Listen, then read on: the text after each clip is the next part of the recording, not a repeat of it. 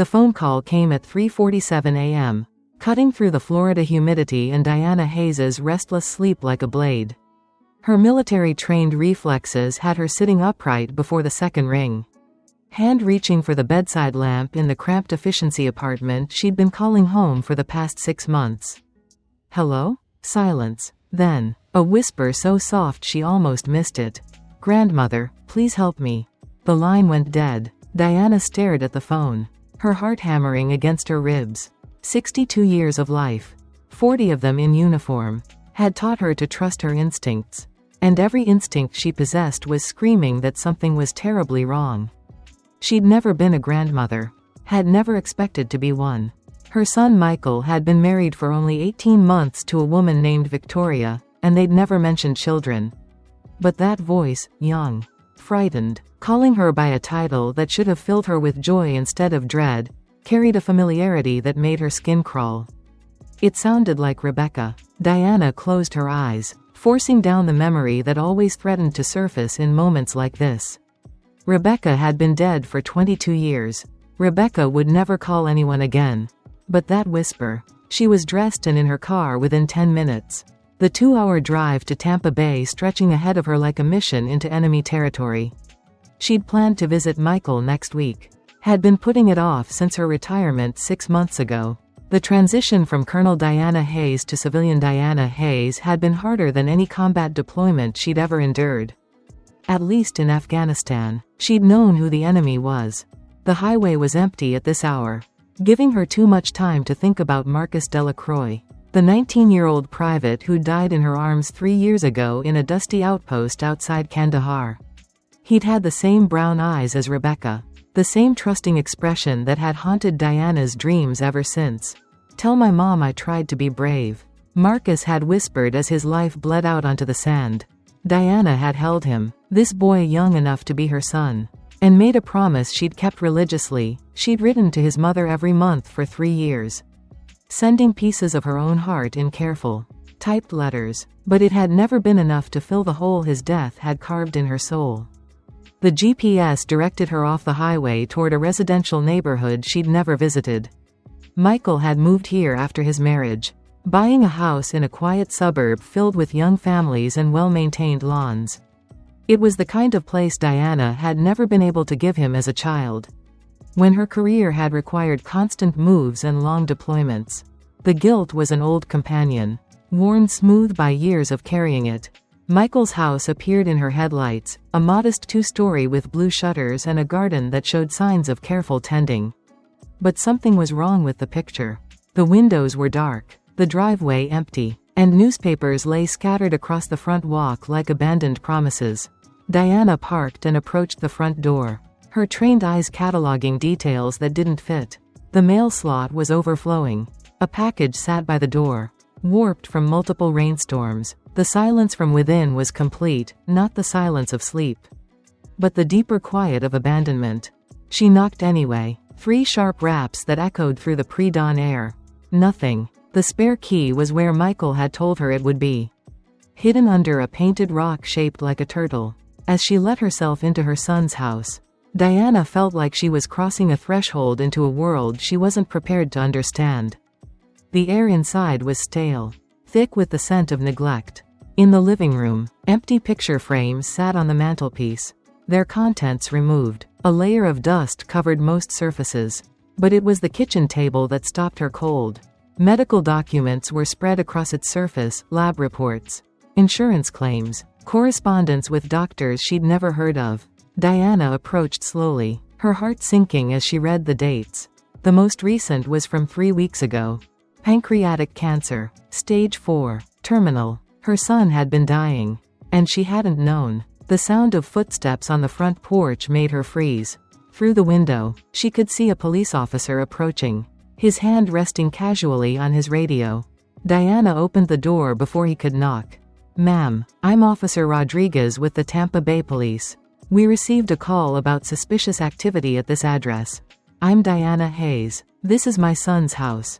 The words felt strange in her mouth, present tense becoming a lie with each syllable. Officer Rodriguez's expression shifted immediately, professional distance giving way to something gentler. "Ma'am, I think you need to sit down." The next 30 minutes passed in a blur of careful words and careful silences.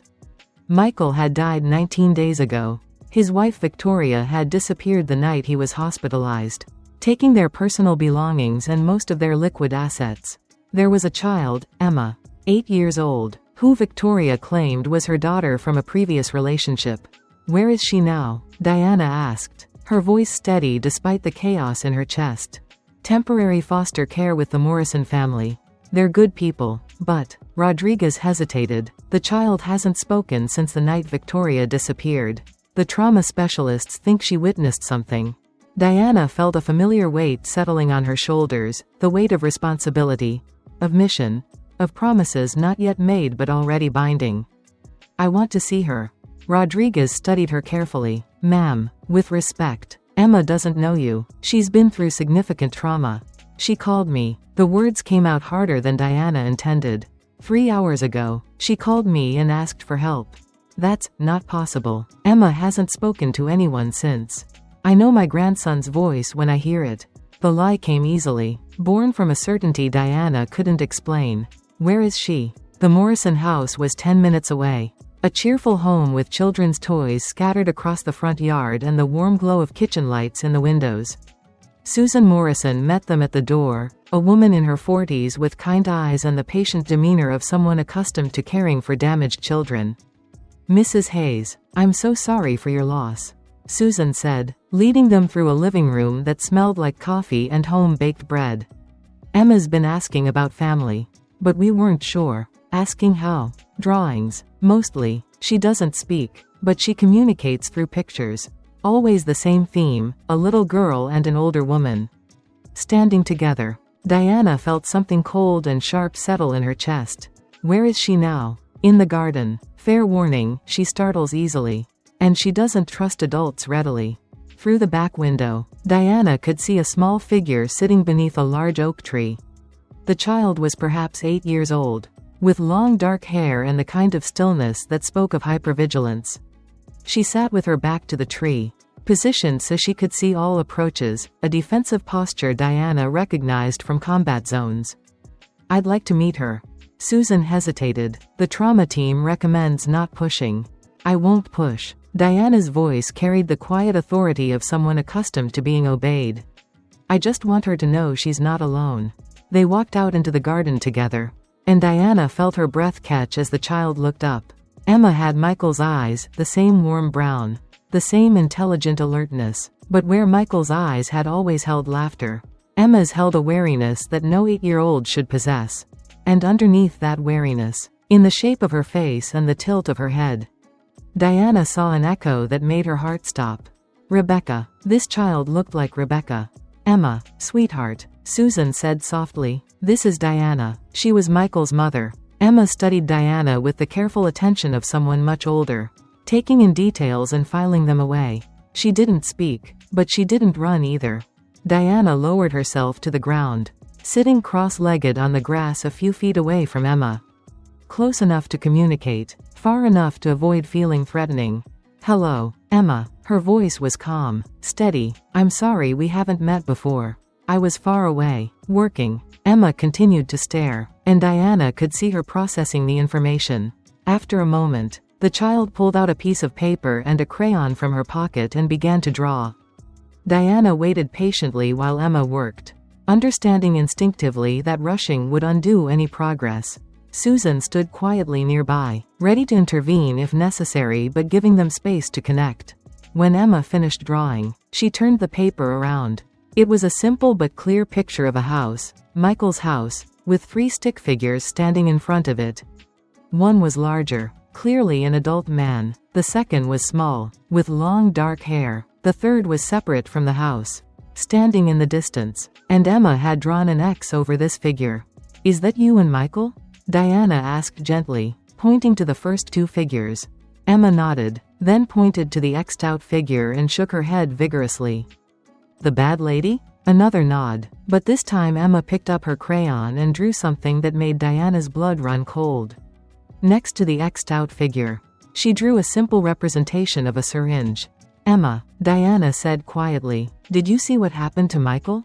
Emma stared at her for a long moment, then slowly reached into her pocket and pulled out something small and wooden. It was a carved bird, a mockingbird. Diana realized, with its wings spread as if in flight.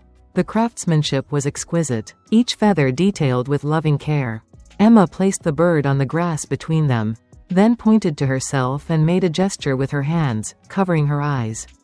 Then pointing to the drawing. "You were hiding when it happened." Emma nodded, tears beginning to track down her cheeks. She picked up the wooden bird and clutched it to her chest.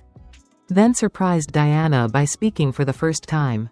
She hurt him. The words were barely a whisper. Rusty from disuse. She hurt him, and I couldn't stop her. Diana felt something fierce and protective rise in her chest. This child had witnessed something terrible and been powerless to prevent it. But underneath the trauma, Diana could see resilience, the same quality that had carried her through decades of service. The same determination that had gotten her through Rebecca's death. "Emma," she said quietly, "I want you to know something.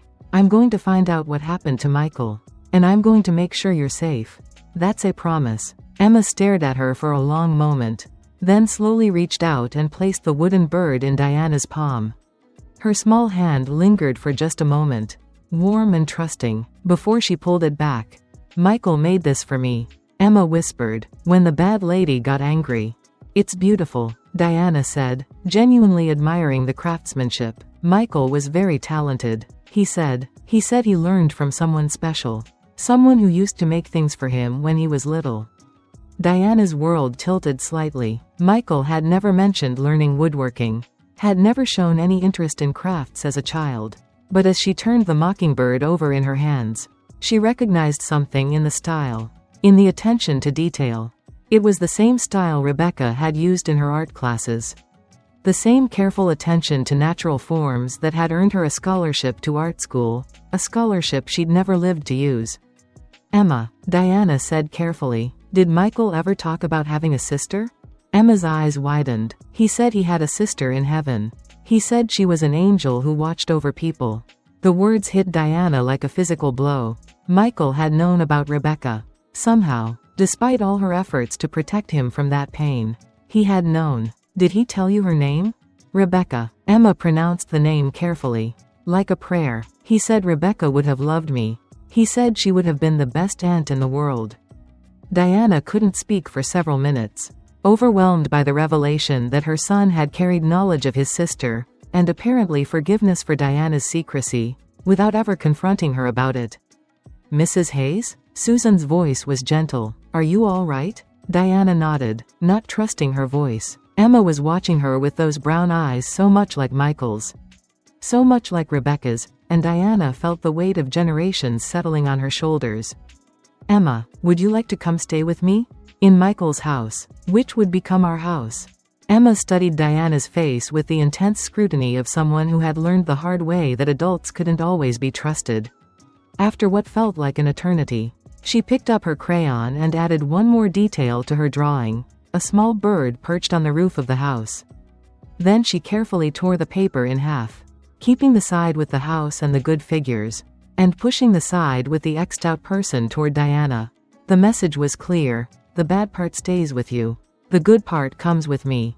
I promise you. "Emma," Diana said, accepting the drawing and understanding the trust implicit in the gesture. "No one will hurt you while you're with me. That's not just a promise, it's an oath." Emma nodded once, then surprised Diana by reaching out and taking her hand. "Can we go see Michael's room? I want to show you something." An hour later, Diana stood in her son's bedroom, staring at a small wooden chest that Emma had guided her to find. It was hidden in the back of Michael's closet, behind old clothes and forgotten shoes. The chest was locked, but the key was exactly where Emma said it would be, taped to the underside of Michael's bedside table. Inside, Diana found documents that turned her understanding of her son upside down. There were private investigator reports, dating back 5 years, hospital records from the night Rebecca died, copies of police reports Diana had never seen, and at the bottom, wrapped in tissue paper like a sacred relic, was a small silver locket. Diana opened it with trembling fingers. Inside was a picture of Rebecca at 16. smiling at the camera with the kind of joy that had been extinguished too soon. On the other side was a picture Diana had never seen, herself in uniform. Much younger, standing beside a jeep in some long-forgotten deployment. He found out about her, Emma said quietly. He hired someone to learn about his sister. He said he wanted to understand why you were so sad sometimes. Diana sank onto Michael's bed, the locket clutched in her palm. Her son had spent years searching for answers to questions she'd never known he was asking. He'd discovered the truth about Rebecca's death, about Diana's years of guilt and self-imposed exile from emotional connection. And he'd never confronted her about it. There's more, Emma said, pulling out one final item from the chest, a sealed envelope with Diana's name written in Michael's careful handwriting. Diana's hands shook as she opened it. Mom, if you're reading this, then something has happened to me. And Emma has shown you the chest. I've been meaning to have this conversation with you for years. But I never knew how to start. I know about Rebecca. I've known since I was 16 and found her death certificate while helping you move apartments. I know she died in a car accident on her way to meet you at the airport. I know you were supposed to be there, but got called away on an emergency deployment. I know you've blamed yourself for 22 years. I also know that's why you kept your distance from me emotionally. You were afraid that loving me too much would somehow jinx me the way you think you jinxed her. Mom, I need you to understand something. Rebecca's death wasn't your fault. You were serving your country, doing what you'd sworn to do. Bad things happen sometimes, even to good people who are careful and responsible and who try to do everything right. I never told you I knew because I didn't want to add to your pain. But I always hoped that someday you'd trust me enough to share the truth. I always hoped you'd realize that I love you not despite your choices, but because of them. You taught me strength, integrity, and the importance of protecting people who can't protect themselves. If you're reading this letter, it means Emma needs you now. She's not my biological daughter, but she's been my daughter in every way that matters for the past year. Victoria isn't who she claims to be, and I'm afraid Emma is in danger. Please take care of her. Mom, please give her the love and protection you gave me, even when you thought you were keeping me at arm's length. And please, finally, forgive yourself for Rebecca. She wouldn't want you to carry this guilt forever. All my love, Michael. P.S. Emma has something for you. Ask her about the compass. Diana looked up from the letter to find Emma watching her with those impossibly old eyes. What compass, sweetheart? Emma reached into her pocket and pulled out a small silver compass, the same one Diana had carried through 4 decades of service. The same one she'd given to Michael when he graduated high school. Michael said to give this back to you, Emma said quietly. He said you'd need it to find your way home. Diana took the compass, feeling its familiar weight in her palm. The needle spun wildly for a moment before settling on magnetic north, steady, unwavering, true. For the first time in 22 years, Diana Hayes felt like she knew which direction to go. But first, she had a promise to keep and a mystery to solve. And she had a feeling that both tasks would require every skill she'd learned in 4 decades of military service. As she tucked the compass into her pocket beside the wooden mockingbird Emma had given her, Diana made a silent vow to the memory of her son and the ghost of her daughter. This time, she wouldn't fail to protect the child who needed her. This time, she would be enough. The Tampa Bay FBI field office smelled like coffee and bureaucracy. Familiar scents that took Diana back to countless briefings in countless government buildings across the world. But this time, she wasn't here as Colonel Hayes. She was here as a mother seeking justice for her son and protection for the child who'd become her responsibility.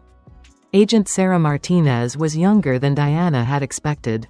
Perhaps 35, with sharp eyes and the kind of controlled energy that spoke of long hours and difficult cases. She studied Diana across a conference table littered with files, photographs, and the detritus of an investigation that had apparently been ongoing for months. Mrs. Hayes, I appreciate you coming in. Before we begin, I need to ask, are you prepared for what you might learn about your son's death? Diana met the agent's gaze steadily. Agent Martinez, I've spent 40 years preparing for difficult truths.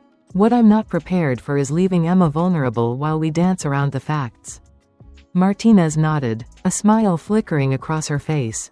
Fair enough. She opened the first file and spread several photographs across the table. These are surveillance photos of Victoria Hayes, taken over the past 18 months. Diana studied the images, a woman with dark hair and sharp features. Attractive in a calculated way. In some photos, she was with Michael, both of them smiling at what appeared to be social events.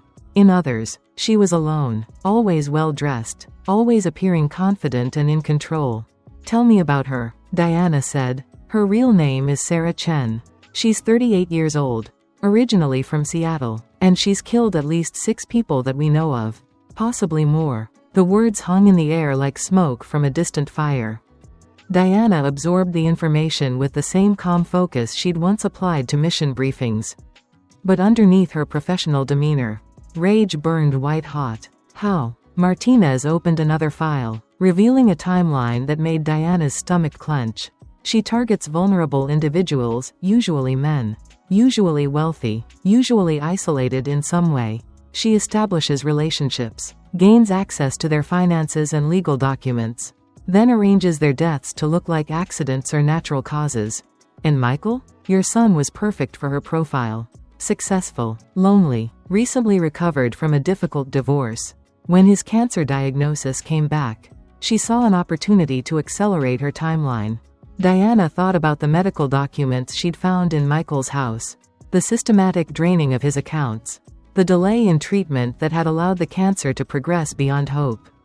She killed him slowly. We believe so, yes. The insulin injection that Emma witnessed was likely the final step. But the process began months earlier with delayed medical care and insurance complications that Sarah manufactured. Martinez pulled out another set of photographs, and Diana felt the world tilt sideways. The images showed Sarah Chen at various ages, in different cities, with different men. But in one photograph, a casual snapshot that appeared to have been taken at a party, Sarah stood next to a teenage girl with dark hair and bright eyes. A girl who looked exactly like Rebecca. Agent Martinez, Diana said carefully. When was this photograph taken? Based on the metadata, approximately 23 years ago. We found it in Sarah's personal effects when we searched her apartment. Martinez leaned forward, studying Diana's face. Mrs. Hayes, do you recognize the other person in this photograph? Diana stared at the image, her heart hammering against her ribs. It was Rebecca, no question, but Rebecca at 17. Not 16. Rebecca wearing clothes Diana had never seen. At a party Diana had never heard about. That's my daughter, Diana said quietly. My daughter who died 22 years ago. Martinez's expression shifted to one of intense interest. You never mentioned having a daughter. It wasn't relevant to Michael's case. The words came automatically, a reflex honed by decades of compartmentalizing pain. But even as she said them, Diana realized they weren't true. Nothing about this investigation was making sense anymore. Mrs. Hayes, I think it might be very relevant. Martinez pulled out a thick folder marked with Rebecca's name. We've been trying to understand why Sarah Chen targeted your son specifically. Her previous victims were strangers she met through online dating or social situations. But Michael was different. She went to considerable effort to establish a connection with him. We think she may have been targeting your family specifically.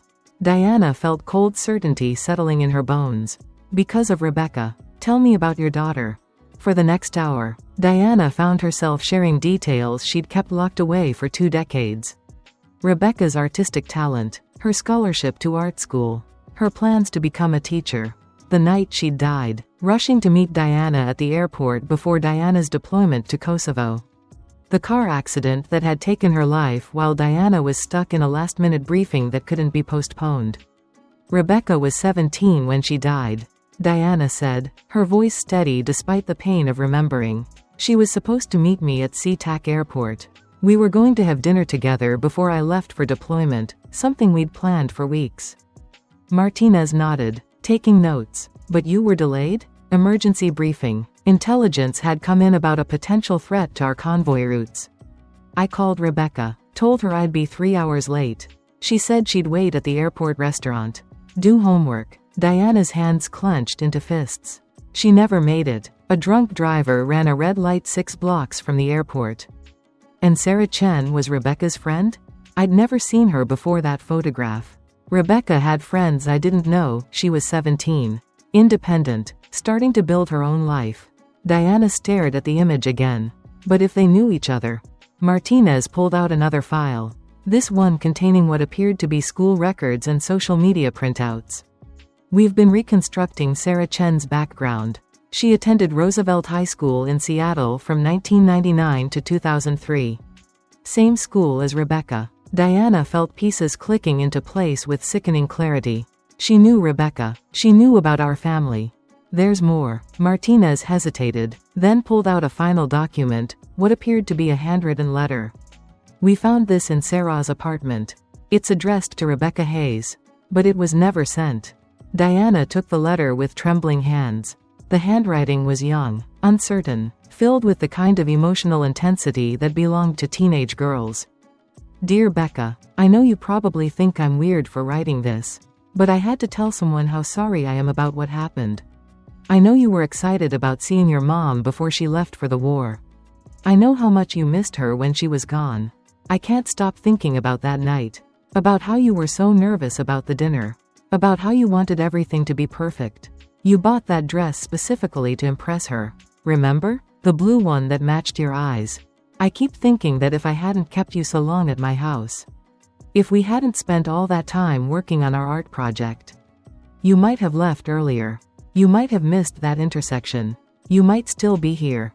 I know your mom probably blames herself. But it wasn't her fault. It was mine. I should have driven you to the airport instead of letting you take the bus. I should have insisted. I'm sorry, Becca. I'm so sorry. Love, Sarah. P.S. I kept the mockingbird you carved in woodshop. I hope you don't mind. It reminds me of better times. Diana read the letter twice. Then looked up at Martinez with growing understanding and horror. She's been carrying guilt about Rebecca's death for 22 years. It gets worse, Martinez said quietly. We found evidence that Sarah has been tracking your family since Rebecca died. She knew about Michael's career, his divorce, his cancer diagnosis. She specifically targeted him. Why? We think she wanted to punish you. In her mind, you failed to protect Rebecca. So she decided to take Michael away from you the same way Rebecca was taken. Diana felt the familiar weight of command responsibility settling on her shoulders. But this time it was personal. Sarah Chen hadn't just killed her son, she'd killed him as revenge for a tragedy that had happened over 2 decades ago. There's something else you need to know. Martinez continued. Emma isn't Sarah's daughter. She's not even from Florida. Diana looked up sharply. What do you mean? Emma Rodriguez, 8 years old, originally from Jacksonville. Her father, Antonio Rodriguez, died 2 years ago in what was ruled a construction accident. Emma disappeared from foster care the same week. We believe Sarah took her specifically to use as part of her cover story with Michael. The revelation hit Diana like a physical blow. Emma had been stolen from her life. Used as a prop in Sarah's elaborate revenge scheme. So Emma's father was Sarah's previous victim. We're still investigating, but it looks like the same pattern. Establish a relationship. Gain access to finances. Arrange an accident. Martinez paused. The difference is that this time, she kept the child. Diana thought about Emma's drawings. Her fear of adults. Her selective mutism. The child hadn't just witnessed Michael's murder, she'd lived with his killer for 2 years. Probably watching Sarah prepare for whatever came next. I want to see the crime scene. Diana said. Mrs. Hayes, I'm not sure that's Agent Martinez. Diana's voice carried the authority of someone accustomed to being obeyed. My son was murdered by someone who knew my family intimately. Who planned this revenge for over 20 years. Emma has been living with a killer who stole her from her real life and used her as a weapon against my family. I've spent 40 years investigating enemy operations. I want to see the crime scene. Martinez studied her for a moment. Then nodded. I'll arrange it. Michael's bedroom had been preserved as a crime scene. Sealed and documented. Every detail catalogued by forensic specialists. But standing in the room where her son had died, Diana saw things the investigators might have missed. The positioning of furniture suggested Michael had been in bed when Sarah approached him.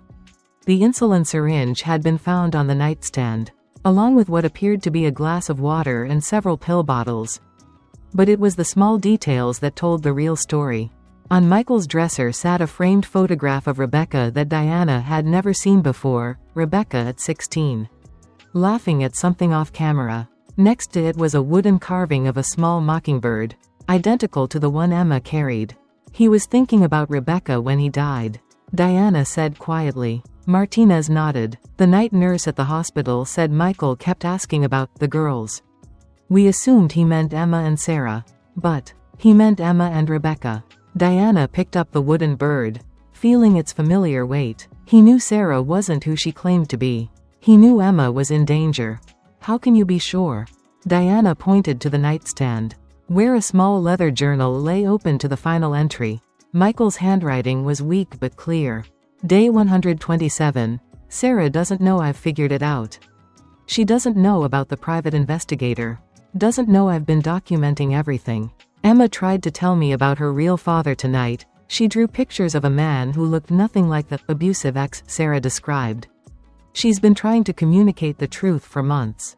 I'm getting weaker, but I have to protect Emma. If something happens to me, I've left instructions for Mom. The lockbox in my closet has everything she'll need, evidence about Sarah, information about Emma's real family, and the truth about Rebecca. I should have told Mom about Rebecca years ago. I should have helped her heal instead of protecting her from pain. If I don't survive this, I hope she'll understand that some secrets do more damage than the truth ever could. Emma deserves a family who will protect her. Mom deserves to know she's not responsible for every bad thing that happens to people she loves. I hope they find each other. I think they need each other. Diana read the entry twice, tears blurring her vision. Her son had known he was dying, had known Emma was in danger, and had spent his final weeks preparing to protect them both. There's more, Martinez said, pulling out a manila envelope. We found this sealed in your son's safety deposit box. It's addressed to you. Inside the envelope were documents that made Diana's breath catch, adoption papers for Emma, already filled out and notarized, medical records showing that Emma had a heart condition that required regular monitoring, and a letter from Antonio Rodriguez, Emma's father, written before his death and somehow obtained by Michael's private investigator. The letter was heartbreaking in its simplicity. To whoever cares for my Emma, if something happens to me, my daughter is the light of my world. She loves to draw, especially birds and flowers. She's learning to carve wood like her grandfather taught me. She speaks Spanish and English, but sometimes she gets shy and forgets her words when she's scared. Emma has a heart condition, hypertrophic cardiomyopathy. It's genetic. From her mother's side, she needs to see Dr. Patricia Vega at Johns Hopkins every 6 months. The medication is critical. If you're reading this, it means I couldn't protect her myself. Please tell her that her daddy loved her more than all the stars in the sky. Please tell her that her mama is watching over her from heaven. Please help her remember where she comes from. Emma has family in Puerto Rico, my mother, Maria Rodriguez, and my brother Carlos. They love her and have been looking for her since my accident. Their contact information is attached. Please don't let her forget that she is Emma Rodriguez, daughter of Antonio and Isabella, granddaughter of Miguel and Maria. She is loved beyond measure. Con amor, Antonio Rodriguez. Diana sank into a chair, overwhelmed by the weight of revelation. Emma wasn't just a traumatized child who'd witnessed a murder, she was a daughter who'd been stolen from her family. A patient who needed medical care. A granddaughter whose relatives had been searching for her for 2 years. Her heart condition, Diana said. How serious is it? Martinez's expression grew grave. According to the medical records, she needs surgery within the next 6 months. Without it, she could die. The condition is manageable with proper care, but it requires specialized treatment and regular monitoring. Diana thought about Emma's quiet demeanor, her tendency to tire easily, the way she sometimes pressed her hand to her chest when she thought no one was looking. The signs had been there, but Diana had attributed them to trauma rather than physical illness. I need to get her to Johns Hopkins immediately. Mrs. Hayes, that's complicated. Emma is currently in state custody. Any medical decisions have to go through the foster care system, and that can take weeks or months. Then we expedite the adoption process. Martinez hesitated. I admire your commitment, But adoption isn't simple. There are home studies, psychological evaluations, background checks. Given Emma's trauma and medical needs, the state is going to be very careful about placement. Diana felt frustration building in her chest. After 40 years of military service, she was accustomed to problems that could be solved through proper channels and determined action. But this bureaucratic maze threatened to cost Emma her life while officials shuffled paperwork. There has to be something we can do.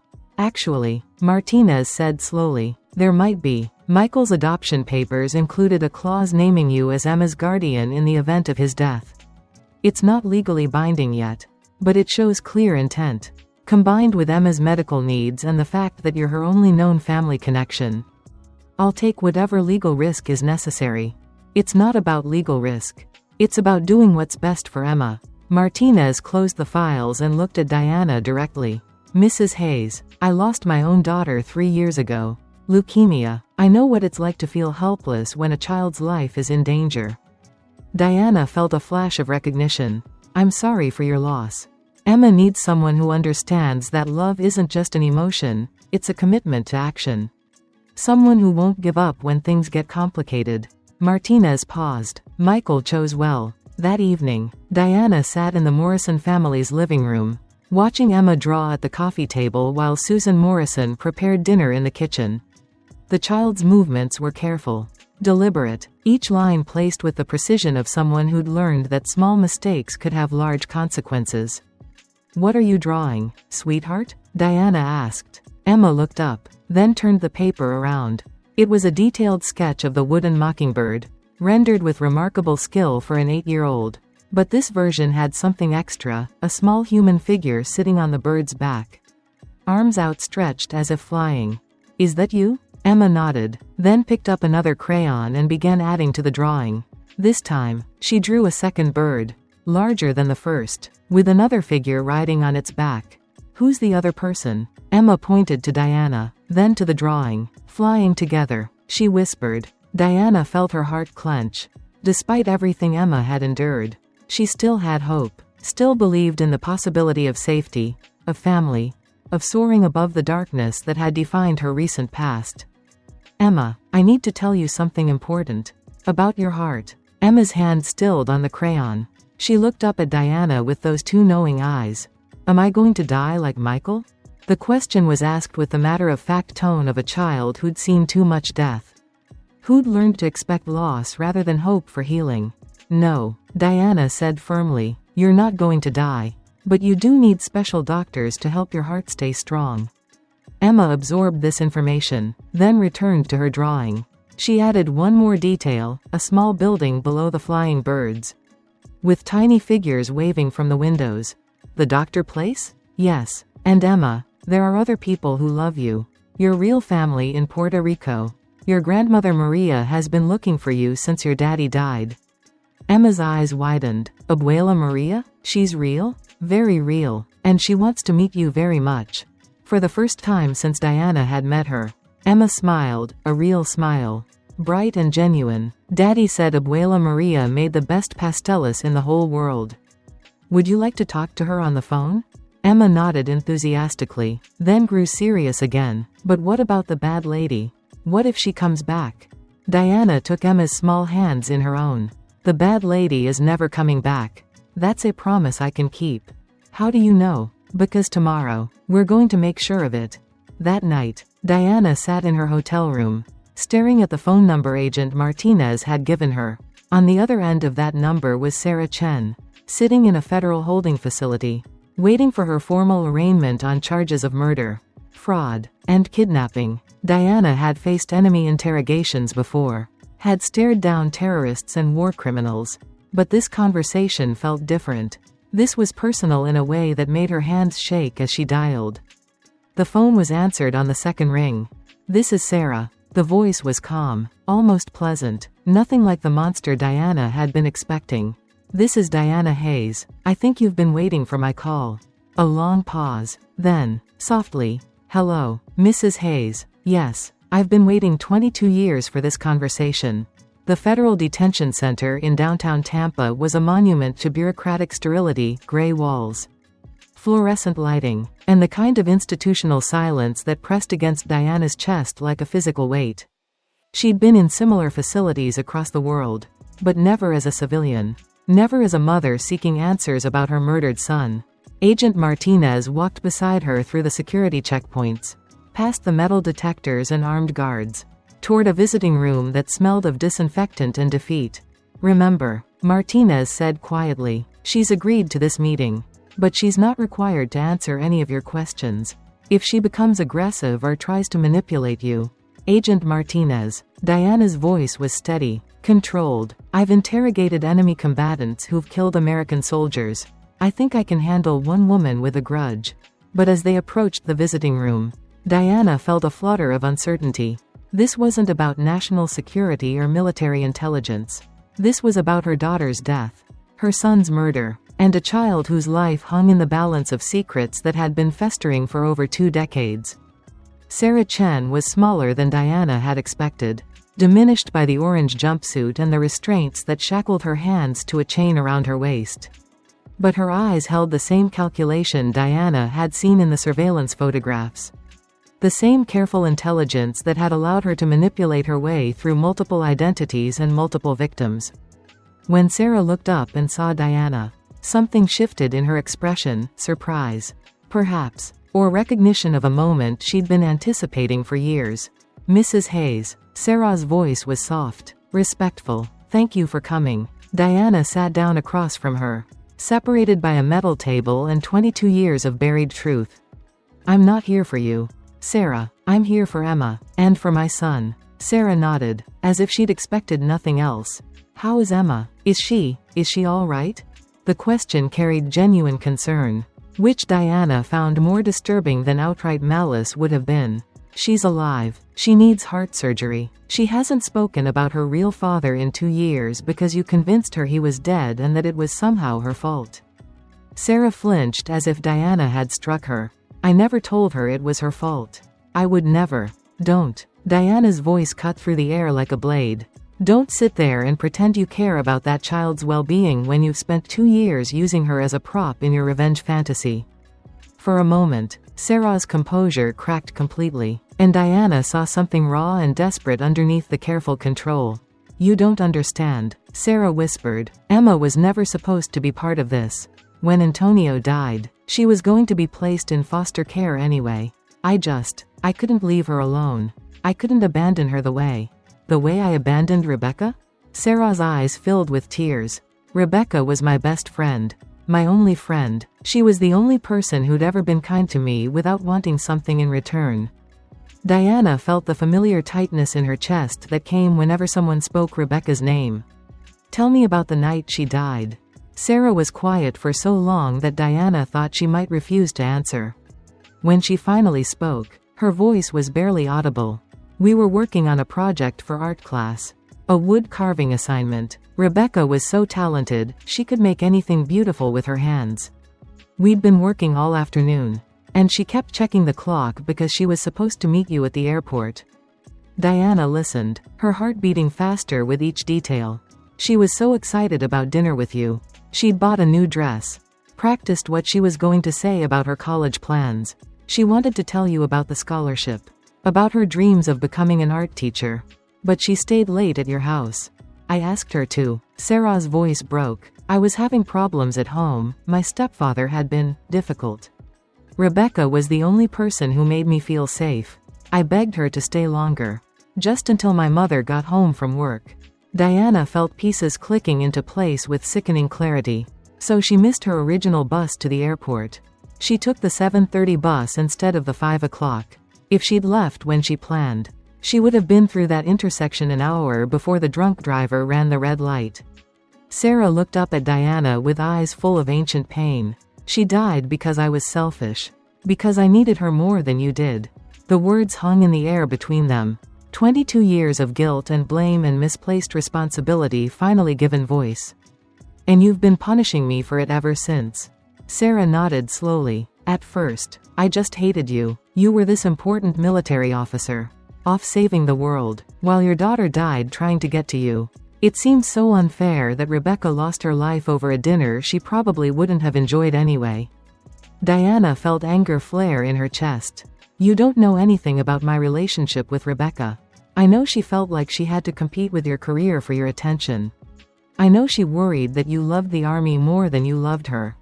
Sarah's voice grew stronger, more confrontational. I know she spent most of her senior year planning ways to make you proud because she was afraid you were disappointed in her. Each word was like a physical blow. Diana had spent 22 years believing that Rebecca's death was punishment for her own failures as a mother. But she'd never known that Rebecca had felt the same insecurity. She never told me she felt that way. Because she didn't want to add to your stress.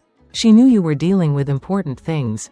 Life and death things. She didn't think her teenage problems mattered compared to national security. Diana closed her eyes, overwhelmed by the weight of revelation. She'd spent decades trying to protect Michael from the pain of losing his sister. But she'd never realized that Rebecca had been trying to protect her from the pain of being needed too much. So you decided to take Michael away from me? Not at first. Sarah's composure had returned, and she spoke with the careful precision of someone who'd rehearsed this conversation in her mind countless times. At first, I just wanted to understand you. I followed your career, read about your deployments, your promotions, your decorations. I wanted to know what was so important that it was worth losing Rebecca. And what did you decide? That you were exactly what Rebecca said you were, someone who protected strangers better than you protected your own family. Diana felt the familiar weight of command responsibility. But this time it was personal and crushing. So you decided to prove that I couldn't protect Michael either. I decided to show you what it felt like to lose someone while you were distracted by other responsibilities. Sarah's voice grew colder. I spent 5 years learning about Michael's life. His vulnerabilities, his loneliness after his divorce. When his cancer diagnosis came back, I saw an opportunity. To murder him slowly while draining his accounts. To let him die naturally while ensuring that his assets went to someone who understood loss. Sarah leaned forward slightly. I never intended for it to be cruel. Mrs. Hayes, I genuinely cared about Michael. He was a good man. Probably too good for what I did to him. Diana stared at this woman who spoke about murdering her son with the same detached professionalism Diana had once used to discuss enemy casualties. And Emma? Where did she fit into your plan? For the first time, Sarah's carefully controlled expression cracked completely. Emma was never part of the plan. When Antonio died, she was supposed to go to his family in Puerto Rico. But there were complications with the paperwork. Legal issues that would have taken months to resolve. She ended up in temporary foster care. So you took her. I couldn't leave her in the system. She was 6 years old. Traumatized. Speaking mostly Spanish in a facility where no one understood her. Sarah's voice grew urgent, pleading. I told myself I was protecting her, giving her a stable home while I figured out what to do next. But you never figured it out. Did you? You just kept using her. Sarah was quiet for a long moment, staring at her shackled hands. Emma made me remember what it felt like to have a family. For 2 years, taking care of her was the only thing that made me feel human. Human enough to stop killing people? Human enough to regret what I'd already done. Sarah looked up at Diana with something that might have been hope. When I met Michael, when I saw how much he loved Emma, I thought maybe I could stop. Maybe I could be the mother she deserved and the wife he deserved. But you couldn't. The cancer diagnosis changed everything. Michael was going to die anyway. Probably within a year. His medical bills would have consumed his savings. Left Emma with nothing. I convinced myself I was being practical. Diana felt sick listening to the rationalization. You were being a murderer. Yes, Sarah said simply. I was. And Emma saw it happen. The words hung in the air like a curse. Diana thought about Emma's drawings. Her selective mutism. Her hypervigilance. Tell me about that night. Sarah's composure dissolved completely. She began to cry, not the calculated tears of someone seeking sympathy, but the raw grief of someone finally confronting the full weight of their actions. Michael had been getting weaker. The pain medication wasn't working anymore. And he couldn't keep food down. He was suffering. Mrs. Hayes. He was in agony. So you decided to put him out of his misery. I decided to end his suffering and ensure Emma's future. Sarah wiped her eyes with her sleeve. The insulin was supposed to be quick. Painless. He was supposed to slip into unconsciousness and simply not wake up. But Emma was watching. She was supposed to be asleep. I'd given her Benadryl an hour earlier. Enough to keep her unconscious until morning.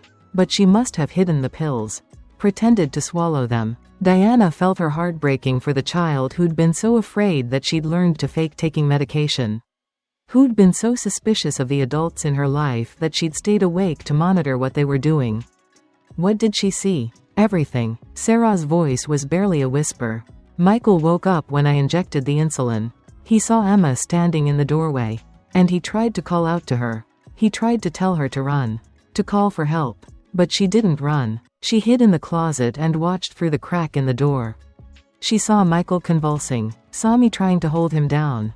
Saw me panicking when I realized the insulin wasn't working the way it was supposed to. Diana closed her eyes, imagining Emma's terror as she watched the only stable adult in her life being murdered by the woman who was supposed to protect her. How long did it take? 20 minutes. 20 minutes of Michael fighting the insulin. Calling for Emma, begging me to let him say goodbye to her. Sarah was sobbing now, her careful composure completely shattered. By the time he stopped moving, Emma had called 911 from the landline in the bedroom. She couldn't speak, but she managed to give them the address. And then you ran. I panicked. I'd planned for Michael to die peacefully in his sleep. For Emma to find him in the morning and for the death to look natural. Instead, there were paramedics coming, and Emma had witnessed everything. Diana felt a mixture of rage and pity. So you abandoned her. I left her with neighbors who could take care of her while I figured out what to do next. I thought maybe I could come back for her once things settled down. But you never came back. No, because 3 days later, I realized what I'd become. Sarah looked up at Diana with eyes that held no hope of forgiveness. I'd started this to make you understand the pain of losing someone you loved. But I'd ended up creating the same kind of trauma for Emma that I'd carried about Rebecca for 22 years. Diana stared at this woman who'd destroyed so many lives in pursuit of revenge for a tragedy that had been no one's fault. Do you understand now how wrong you were? About Rebecca's death. About my responsibility for it. About everything? Sarah nodded slowly. Rebecca's death was an accident. A terrible, random accident that no one could have prevented. I spent 22 years blaming you for something that was just bad luck. And Michael's death? Was murder. Premeditated, calculated murder. Sarah met Diana's gaze directly. I killed your son, Mrs. Hayes. Not the cancer. Not circumstances beyond anyone's control. Me. And I'm sorry. Diana sat in the silence that followed, processing 22 years of guilt and grief and misdirected blame.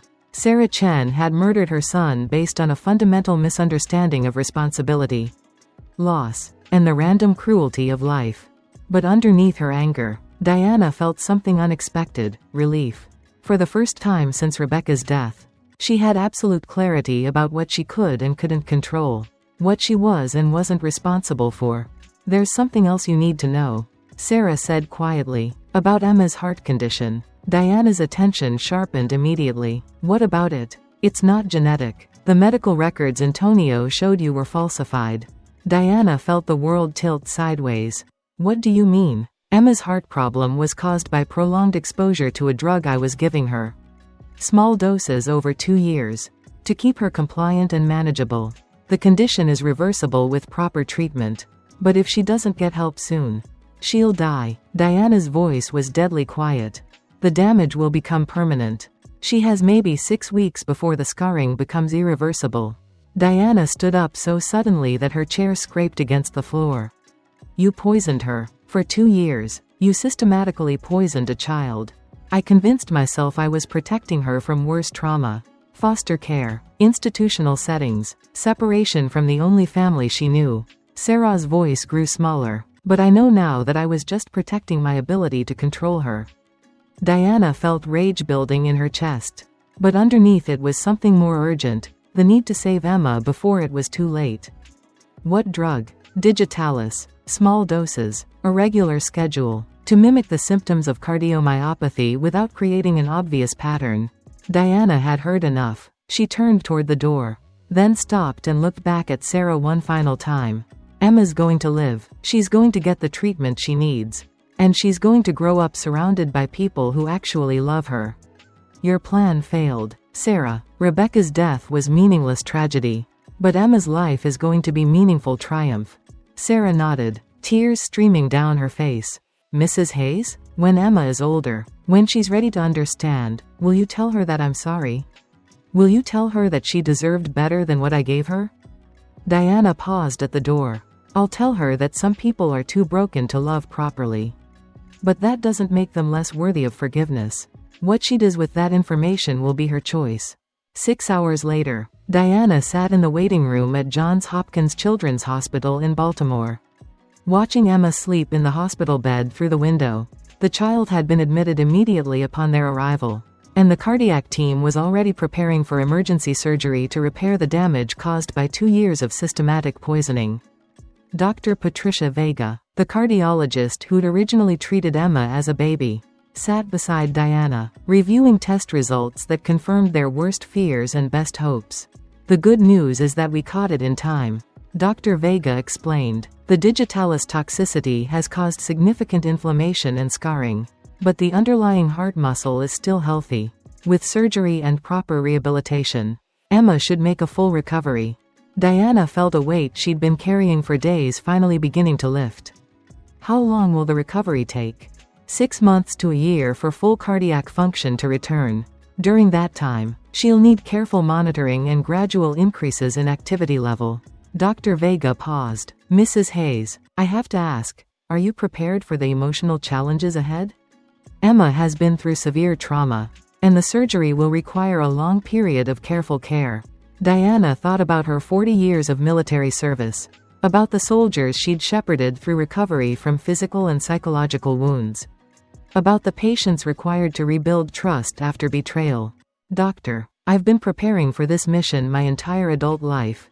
I just didn't know it yet. That evening, as Emma slept under the influence of pre-surgical medications, Diana sat beside her bed and called Maria Rodriguez in Puerto Rico. The conversation was conducted in a mixture of English and Diana's rusty Spanish, facilitated by a hospital translator. But the emotion was universal. Maria Rodriguez had been searching for her granddaughter for 2 years, had never stopped believing that Emma was alive somewhere, had maintained a bedroom in her house decorated with the drawings and carvings Antonio had made for his daughter. Mija, Maria whispered when Diana put the phone close to Emma's ear. Abuela is coming to see you. Abuela never stopped loving you. Emma's eyes fluttered open at the sound of her grandmother's voice. And for the first time since Diana had met her, the child smiled without reservation. Abuela? Emma's voice was weak but clear. Is it really you? Sí, mi amor. I'm coming on an airplane tomorrow. Uncle Carlos is coming too. And your cousin Sophia. Emma looked up at Diana with eyes that held something Diana hadn't seen before. Hope. Diana, will you stay too? Will you be my family along with Abuela? Diana felt tears threatening. If you want me to. Sweetheart, for as long as you want me to. Emma reached out and took Diana's hand with surprising strength. I want you to stay forever. Michael told me that families aren't just people who share blood. They're people who choose to love each other even when it's hard.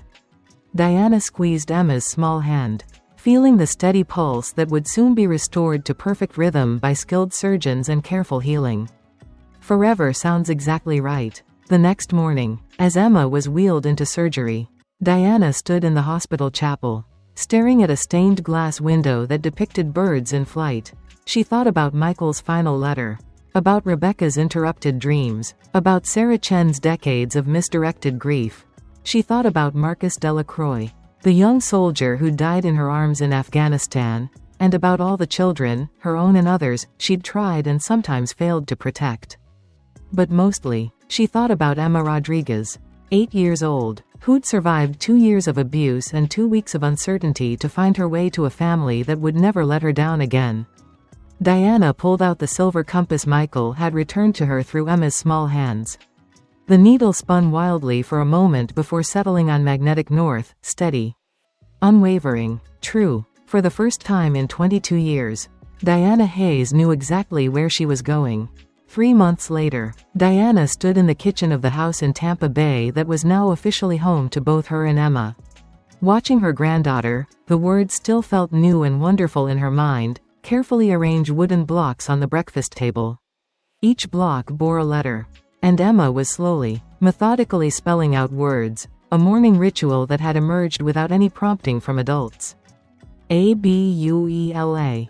Emma whispered, her voice stronger now than it had been in the hospital, though she still spoke softly most of the time.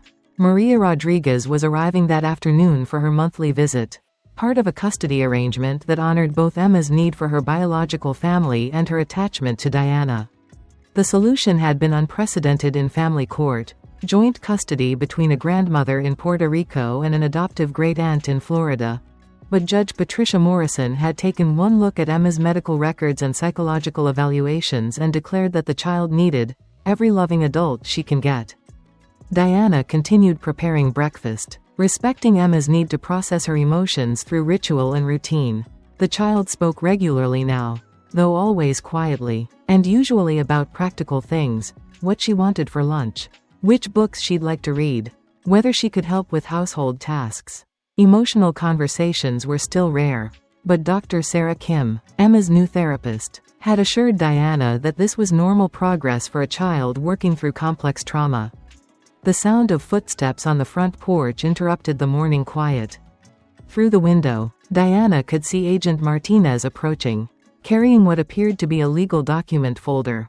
Emma, Diana said gently, Agent Martinez is here. She probably needs to talk to me about grown-up things. Emma nodded, gathering her blocks carefully. Can I go to my room? I want to finish the bird Abuela started teaching me to carve. Of course. If you need anything, just call me. As Emma disappeared down the hallway, Diana opened the front door to find Martinez looking more relaxed than she had during their previous encounters. Diana, I hope I'm not interrupting, but I have news about Sarah Chen's sentencing that I thought you should hear in person. They settled in the living room, and Martinez opened her folder to reveal several documents and a sealed envelope. Sarah Chen was sentenced yesterday. Life without possibility of parole for the murders of Michael Hayes and Antonio Rodriguez. Plus additional time for kidnapping, fraud, and child endangerment. Martinez paused. She asked me to give you this. Diana accepted the sealed envelope, feeling its weight in her hands. The address was written in the same careful handwriting she'd seen in Sarah's letters to Rebecca. What does she want now? I think, closure. For all of you. Martinez hesitated. Diana, there's something else. We've been investigating Sarah's background more thoroughly, and we found something that changes our understanding of her relationship with your family. Diana felt a familiar chill. What kind of something? Martinez pulled out a manila folder containing what appeared to be medical records and police reports. Sarah Chen wasn't just Rebecca's friend. She was also being abused by her stepfather, Thomas Chen, the same man who died in that convenient car accident 23 years ago. Diana absorbed this information, feeling pieces of a larger puzzle clicking into place. You think she killed him too? We think he was her first victim. The brake failure that killed Thomas Chen was almost identical to what happened to Antonio Rodriguez, mechanical failure that could have been natural wear, but was probably deliberate sabotage. She learned to kill from necessity. That's our theory. Thomas Chen was abusing Sarah, and probably had been for years. When she turned 18 and could have escaped, she chose to eliminate the threat instead. Martinez leaned forward. Diana, I think Sarah's obsession with your family wasn't just about Rebecca's death. I think she saw you as the mother Rebecca had, but she never did, someone who would have protected Rebecca from predators instead of becoming one. Diana stared at the documents, trying to reconcile this new information with everything she'd believed about Sarah's motivations. So she killed Michael because she was jealous of the protection I gave my children? I think she killed Michael because she couldn't understand why Rebecca had died while you were trying to serve your country. But she had lived while Thomas Chen was systematically destroying her ability to trust anyone. Martinez paused. In her mind, you deserved to lose a child because you'd had the kind of family she'd always wanted. Diana felt a wave of exhaustion wash over her. The revelation added another layer of complexity to a situation that was already almost too painful to bear. Does this change anything? About her sentence? About Emma's situation? No, murder is murder, regardless of the perpetrator's psychological background. But I thought you should understand the full scope of what happened here. Martinez closed the folder. Diana. Sarah Chen destroyed multiple families because she never learned to process her own trauma in healthy ways. Emma has the chance to break that cycle because she has adults who are committed to helping her heal.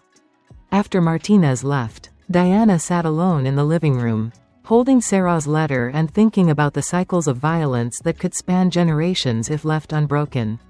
She thought about Marcus Delacroix, the young soldier who died in her arms, and about the letter she'd written to his mother every month for 3 years.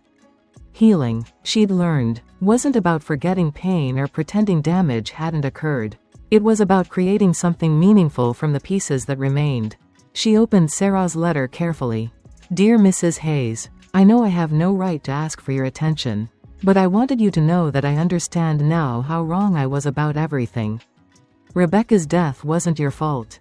My childhood wasn't your responsibility. Michael's murder was my choice. And Emma's suffering was my doing. I spent 25 years blaming other people for things that were either random tragedy or my own evil decisions. I want you to know that Emma never stopped talking about you during the weeks before Michael died. She would ask him questions about his mother who was a soldier. About whether you were brave. About whether you missed him when you were far away. Michael would tell her stories about growing up with a mother who taught him that protecting innocent people was the most important job in the world. Emma admired you before she ever met you. She would draw pictures of soldiers and tell Michael that someday she wanted to be brave like his mother. I'm writing this because I want Emma to know, when she's old enough to understand, that she was never responsible for any of the bad things that happened around her. Not her father's death, not Michael's death, not my choices to hurt people. I also want her to know that during the 2 years she lived with me, she was the only thing that made me feel human. Taking care of her, watching her draw and laugh and slowly learn to trust again, those were the only moments in my adult life when I remembered what love was supposed to feel like. I failed her in every way that mattered. But she never failed to be kind, creative, and hopeful despite everything I put her through. Please tell her that she deserves all the love and safety and happiness that you and her real family can give her. Please tell her that the wooden birds her father made are in a box in my storage unit in Jacksonville. Agent Martinez has the key and the address. And please tell her that someday, when she's a grown woman with children of her own, I hope she'll understand that forgiveness doesn't mean forgetting. But it does mean choosing not to let other people's damage become your own. Thank you for taking care of her. Thank you for being the kind of person who breaks cycles instead of perpetuating them. Sincerely, Sarah Chen. Diana read the letter twice, then folded it carefully and placed it in the wooden chest where she kept important documents. Someday, when Emma was older, she might want to read it. Or she might not. Either choice would be valid. The sound of small footsteps in the hallway announced Emma's return. She appeared in the living room doorway, carrying a half-finished wooden bird and wearing an expression of careful curiosity. Was that about the bad lady? Diana had learned not to lie to Emma, even when the truth was complicated. Yes, she wanted to tell you that she's sorry for the things she did. Emma considered this information while examining her carving. Michael told me that some people are too broken inside to love properly. But that doesn't mean they don't want to love. What else did Michael tell you about broken people? He said the best thing you can do is not let their brokenness break you too.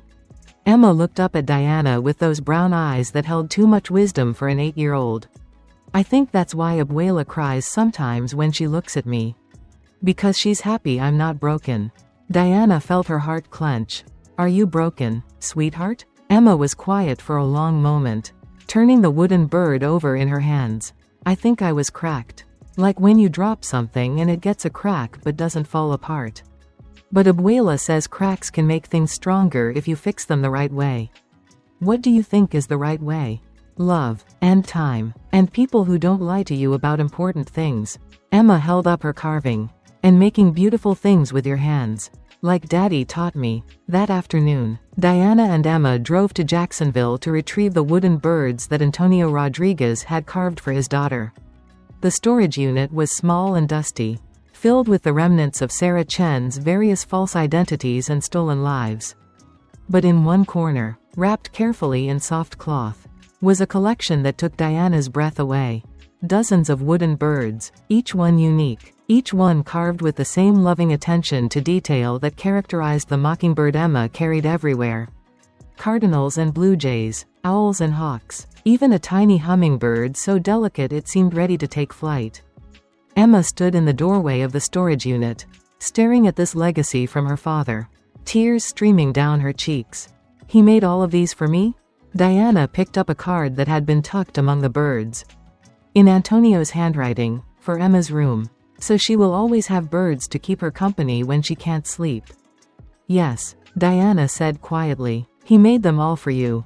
Emma walked among the birds, touching each one gently, whispering names for the ones she remembered and creating new names for the ones she'd never seen before. "Diana?" Her voice was soft but determined. "I want to give some of these to other kids. Kids who don't have anybody to carve birds for them." Diana felt a surge of pride and recognition. This was what healing looked like, not the absence of scars, but the transformation of pain into compassion. "I think that's exactly what your father would have wanted." That evening, they sat on the back porch of their Tampa Bay home, watching Maria Rodriguez teach Emma to carve while Diana prepared dinner for the extended family that had grown organically around them. Carlos Rodriguez and his children were visiting for the week, and the house was full of Spanish voices, laughter, and the sounds of a family getting to know each other again. Emma had blossomed over the months of stability and love. She spoke freely now, laughed often, and had even started school with remarkable success. The nightmares had decreased, the hypervigilance had softened, and while she still carried one of her father's birds everywhere, it was now a comfort rather than a necessity. "Diana?" Emma's voice carried the thoughtful tone that usually preceded important questions. "Do you think Michael can see us now?" Diana considered the question seriously, as she'd learned to do with all of Emma's inquiries. "I think if love continues after death, and I believe it does, then yes. He can see us, and I think he's proud of how brave and kind you've become."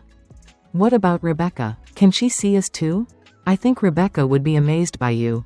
You have her artistic talent and her generous heart." Emma nodded solemnly, then surprised Diana by reaching over and taking her hand. "I'm glad we found each other," she said simply, "even though it happened because sad things happened to people we loved." Diana squeezed Emma's small hand, feeling the steady pulse that had been restored to perfect rhythm by skilled surgeons and careful healing. "I'm glad too, sweetheart. Sometimes the most important families are the ones we choose, not the ones we're born into. Michael told me that too," Emma said with a smile. "He said love is stronger than anything else. Stronger than fear, stronger than hurt, stronger than loss." As the afternoon sun slanted through the palm trees, casting dancing shadows on the porch where 3 generations of women sat together, Diana felt a deep sense of completion. She thought about the silver compass in her pocket, still pointing steadily north after all these years, and realized that sometimes the most important journeys led not to distant destinations, but to the place you were always meant to call home. Emma's laughter drifted across the yard as she showed her young cousins how to hold a carving knife safely, passing on skills her father had taught her and adding techniques she'd learned from her grandmother. The child who'd been stolen from her family and used as a weapon had become a bridge between generations. A teacher of resilience, a living testament to the power of love to heal even the deepest wounds. And in the distance, mockingbirds called to each other from the oak trees, their songs carrying on the warm Florida air like promises of better days ahead. The weight of truth had indeed been heavy, but shared among people committed to building something beautiful from the ashes of loss. Even the heaviest truths could become the foundation for hope. Diana Hayes had spent 40 years protecting innocent people from predators. Now, in the evening of her career and the dawn of her role as Emma's grandmother, she was learning that the most important protection wasn't about defeating enemies, it was about creating the kind of love that made people strong enough to survive anything. As darkness fell over Tampa Bay, and the sounds of family settling in for the night filled the house behind them, Diana and Emma sat together in comfortable silence. 2 survivors who'd found their way home to each other through the worst kind of darkness. And for the first time in decades, Diana's dreams were filled not with the ghosts of those she'd failed to save, but with visions of the bright future stretching ahead of the remarkable child she'd been given the privilege to protect and love. Quote,